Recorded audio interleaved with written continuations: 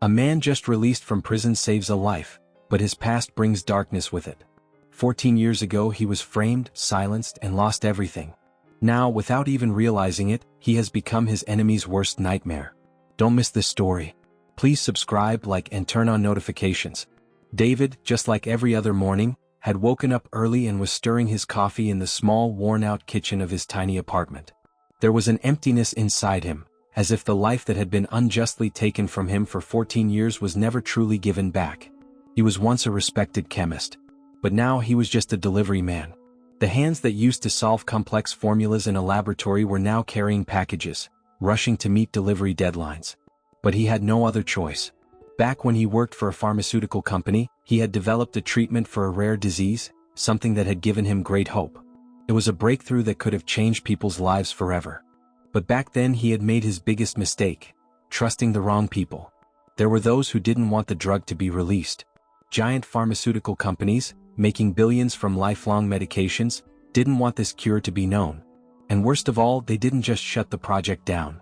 They framed David and his team.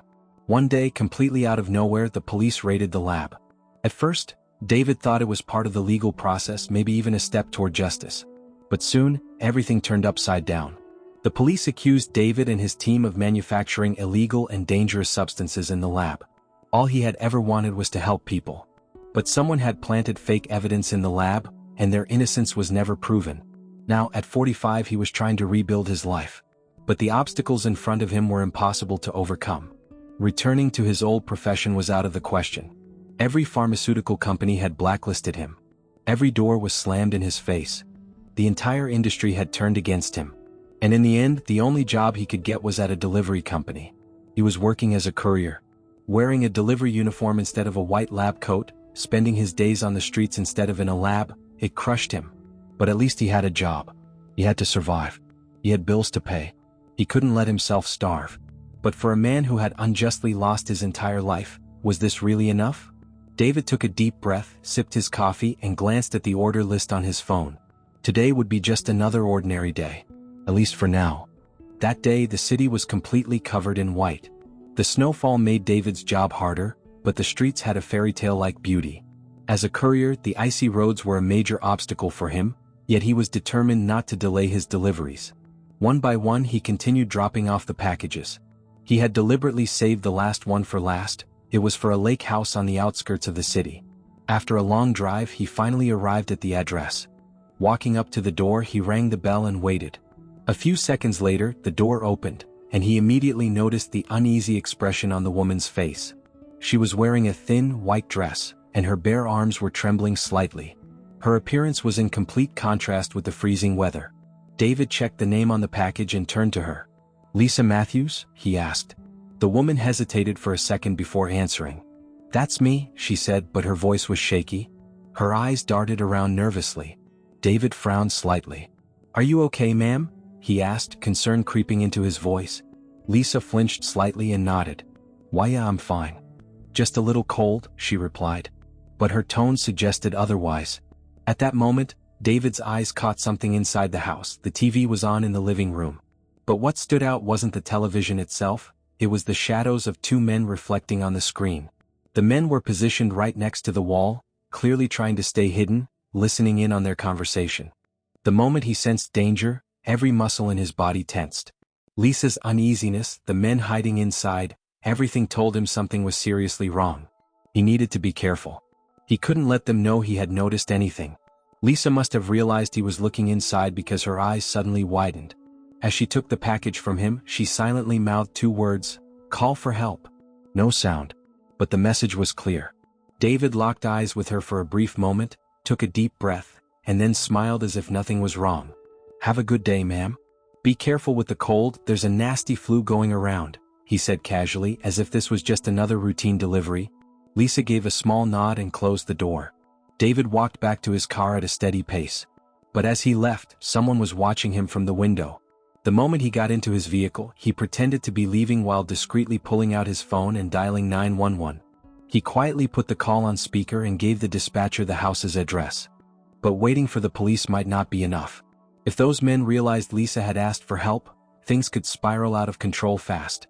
So instead of driving away completely, David took a detour, circling around the property and parking near the back of the house. He turned off the engine, rolled his windows down just slightly. He listened carefully, straining to catch any sound from inside.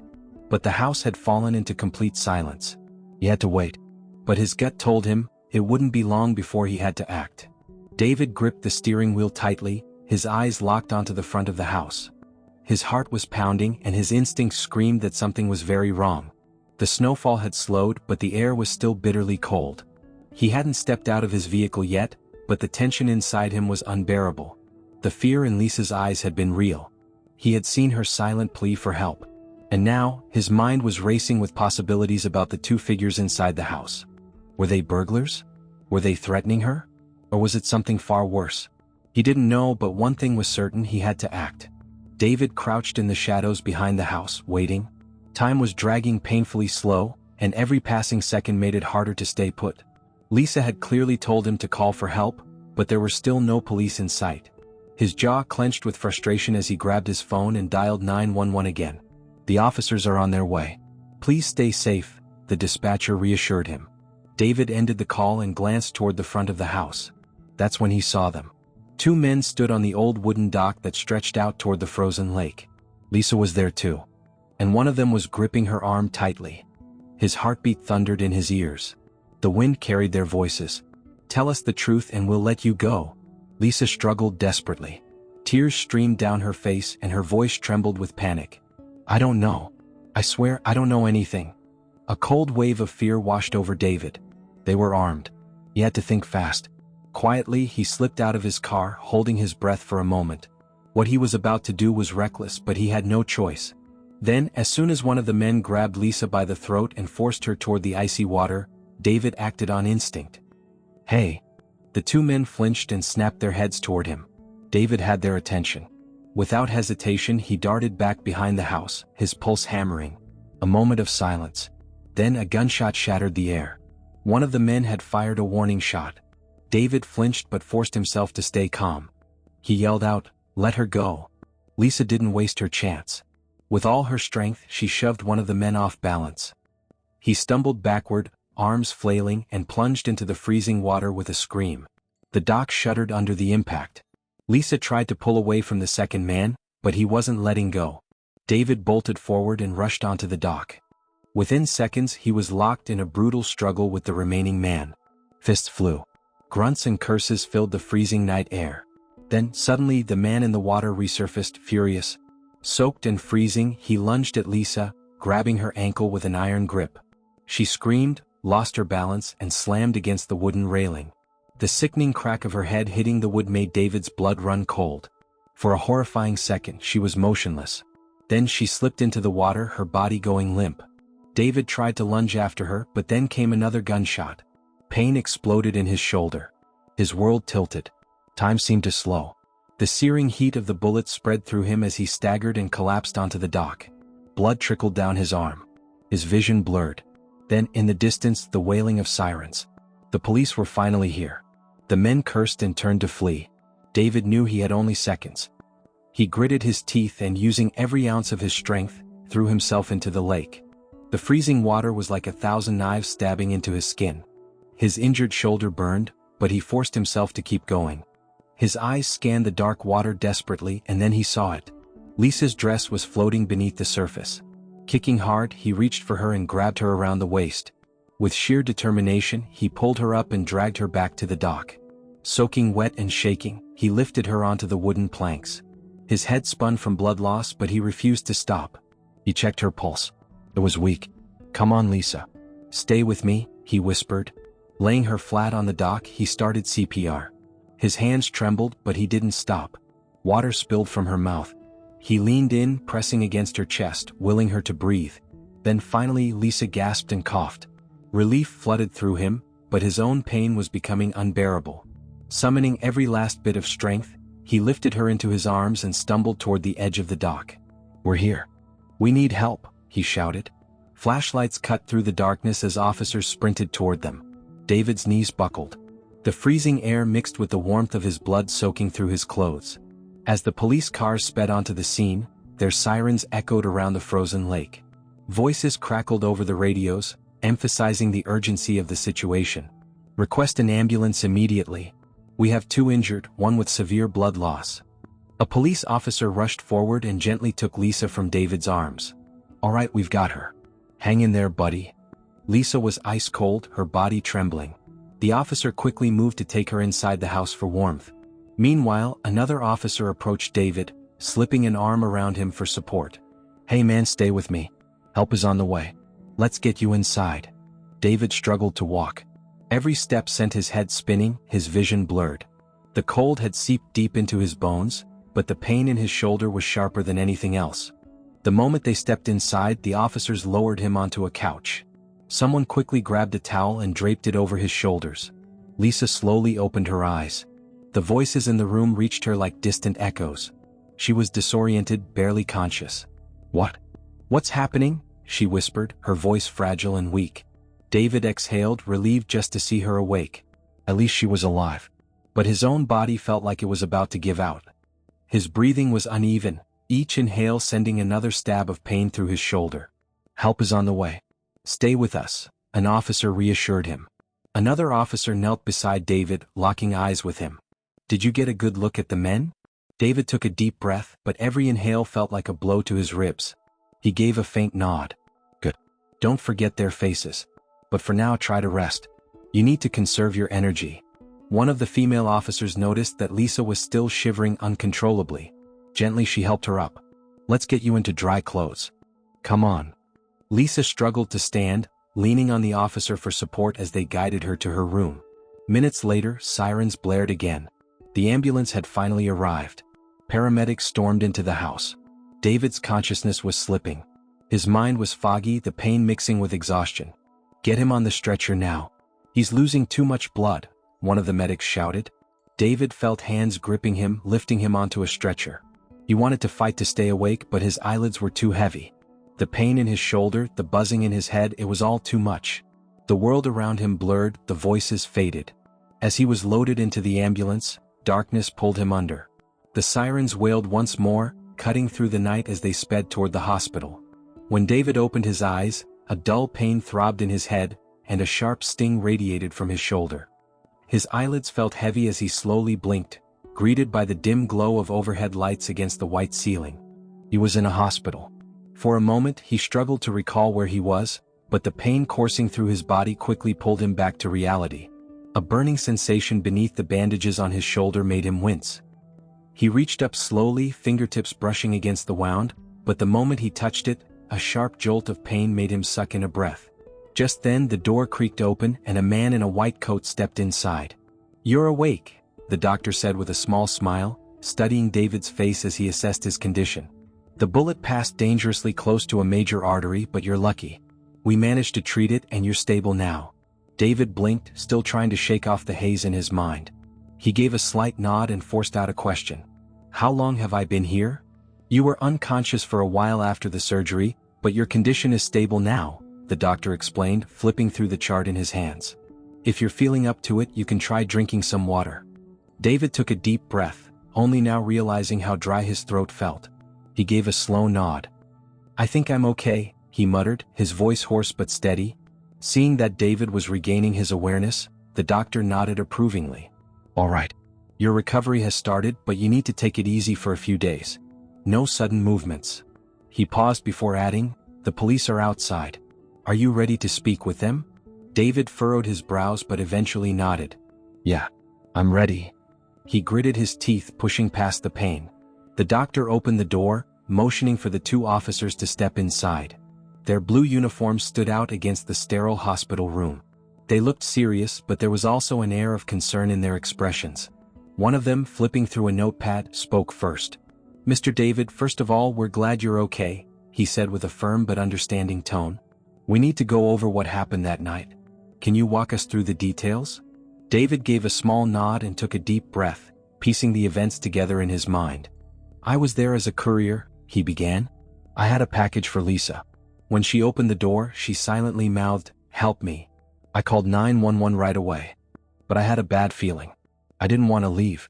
I kept watching the house. Then..." He trailed off, his mind flashing to the dock, the way Lisa had looked, terrified as those men cornered her. the glint of their gun, the way the icy water swallowed her whole. Clearing his throat, he continued. They dragged her out to the dock. They were trying to get information from her. She kept crying, saying she didn't know anything, but they wouldn't believe her. And they had guns. One of the officers nodded as he took notes. Go on. David swallowed hard and pushed through the memory. When they tried to force her head underwater, I couldn't wait any longer. I made myself known to distract them. But they fired at me. In the struggle, Lisa fell into the water and I jumped in after her. She was unconscious when I pulled her out. I gave her CPR until you guys arrived. The officers exchanged a brief glance before one of them nodded. You did the right thing. David exhaled deeply, his body growing heavier with exhaustion just from recalling the events. But he felt a sense of relief. Lisa was alive. One of the officers spoke again. Can you describe the suspects? David closed his eyes for a moment, forcing himself to recall their faces. He focused on the blurry images in his mind, sharpening them. There were two men. One was tall, dark-haired, and had a beard. The other was shorter, muscular, with dirty blonde hair. The officers jotted down the details. That's helpful. We're collecting evidence at the scene and we'll do everything we can to track them down. David closed his eyes, exhaustion creeping over him again. Seeing how worn out he was, the officers chose not to push further. Thank you, David. Get some rest. We'll be in touch. With that, they left the room. David stared up at the ceiling, his mind still swirling from everything that had happened. It all felt like a nightmare. But at least he was alive. And more importantly, so was Lisa. When David opened his eyes the next morning, he felt better than the day before. The pain in his shoulder was still there, but it was no longer unbearable. He lay there in the quiet hospital room, staring at the ceiling for a few moments as thoughts spun rapidly in his mind. Lisa was safe. The men had escaped. But something told him this wasn't over. Just then the door opened slowly and the doctor stepped inside. Flipping through the file in his hands, he glanced at David and gave a small smile. How are you feeling? David shifted slightly, wincing as he did. Better than yesterday, he muttered, carefully checking the bandage on his shoulder. The doctor nodded approvingly. Good. No need to get up yet, but you have visitors. He gestured toward the door. David turned his attention to the entrance as two people walked in. He recognized one of them immediately, Lisa. She was wearing a clean, elegant blouse and tailored pants. Her eyes still held traces of exhaustion and worry, but there was a faint smile on her lips. The man beside her, however, was unfamiliar. But they looked alike. Except this man had a much harder expression. His gray suit was immaculate, his features sharp and commanding. The air in the room seemed to shift the moment he entered. Lisa stepped closer, lowering her head slightly. Thank you, she said softly, her voice filled with genuine gratitude. You saved my life. David gave a small smile. It's nothing. How are you? Lisa nodded. Better. But her eyes flickered with unease. At that moment, the man beside her stepped forward, his voice deep and firm. I'm Mark. He extended a hand. Lisa's father. We owe you more than we can ever repay. David shook his hand, noting the firm grip. I just did what was right. Mark took a slow breath, studying David intently. I didn't just come here to say thank you, he said, his tone serious. I came to tell you what you've gotten yourself into. David's brows furrowed. A familiar unease settled in his chest. Mark exhaled. We run a major law firm, and Lisa recently joined as an attorney. That's why she was targeted. Those men wanted information from her about an important case. And instead of giving in, she risked her life to protect it. David turned to Lisa. Her eyes flickered downward for a split second, as if she were hesitating to say more. Mark continued. If you hadn't been there. He sighed, his voice laced with unspoken gratitude. We would have lost her. As the doctor excused himself and left the room, David remained silent, trying to process everything. Lisa confirmed her father's words with a nod. I was just doing my job, she said, but there was still tension in her voice. Mark frowned slightly. You either have to be reckless or truly believe in something to go up against two armed men, he said. But I think you're just brave. David smirked faintly, but deep inside the unease was growing. Something wasn't adding up. Lisa kept glancing away as if there was more she wanted to say but wasn't sure if she should. Finally, she spoke the words that made everything click into place. It's all because of LivChem. David's expression froze. LivChem. The name hit him like a punch to the gut. Lisa's voice dropped slightly. Those men found out I was working on a case. A major lawsuit has been filed against LivChem for their illegal activities. We have the evidence to expose them. David felt the breath leave his lungs. Did you say LivChem? Lisa nodded. Yes. They're at the center of it all. David's mind instantly catapulted 14 years into the past. His time at the company. The corrupt executives who played with innocent lives. The fabricated charges that stole years from him. The so-called justice system that failed him. His fists clenched. Lisa and Mark were both staring at him, confused by his reaction. David's voice was barely above a whisper. They destroyed my life. His jaw tightened as he continued, his voice filled with restrained anger. Not just mine, but my entire team's. So many innocent people paid the price. Mark and Lisa exchanged startled glances. David exhaled sharply. This wasn't over. Not by a long shot. This coincidence was shocking. Mark furrowed his brows, struggling to process what he had just heard. But, you're a courier? David took a deep breath. I used to be a scientist, he said. My team and I developed a groundbreaking drug. But our discovery was a threat to LivChem and the pharmaceutical industry. They tried to intimidate us into shelving the project. When we refused, they framed us, planting illegal substances in our lab. Lisa and Mark's eyes widened in disbelief. David's voice wavered slightly as he continued. They made us look like criminals. They stole 14 years from me. And when I got out, no one would hire me. I had no choice but to become a courier. I've been out for a year, but I'm still living in the shadow of my past. The silence in the room grew heavier. Mark, still shocked but now resolute, gave a firm nod. This isn't over. We're going to expose LivChem in court. David clenched his fists, trying to suppress the anger burning inside him. But they're powerful. Mark narrowed his eyes, his voice cold and unwavering. I know. Powerful enough to try and kill my daughter. Which is exactly why they won't get rid of me that easily. For the first time in years, David felt like he had a real chance to change things. This time he was going to fight. Mark, Lisa, and their army of lawyers, along with private investigators, began digging into everything David had told them. Weeks of meticulous investigation led them to one inevitable moment, the confrontation. In court, David stood by his word to Mark and told the truth. But he wasn't alone. His former colleagues, including those who had been imprisoned, were there. Mark had reached out to every single person LivChem had wronged, ensuring their voices were heard. The private investigators presented undeniable evidence proving David and his team's innocence. LivChem's illegal activities were exposed before the court, and the company's downfall became inevitable. At last, justice was served. David and his team were not only exonerated but also awarded a substantial settlement. Yet, as tears welled in David's eyes, they couldn't erase the pain of the years he had lost. Nothing can bring back time. But it's better than dying without clearing my name. Mark looked at him with deep gratitude. You didn't just save my daughter. You took down a company devoid of humanity. Because of you. By the end of it all, a prestigious private university offered David a position, providing him with all the resources he needed to continue his research. For the first time in years, David stepped back into a laboratory. This time he was exactly where he was meant to be, working for humanity. If you enjoyed the video, don't forget to subscribe, like, and turn on notifications, please.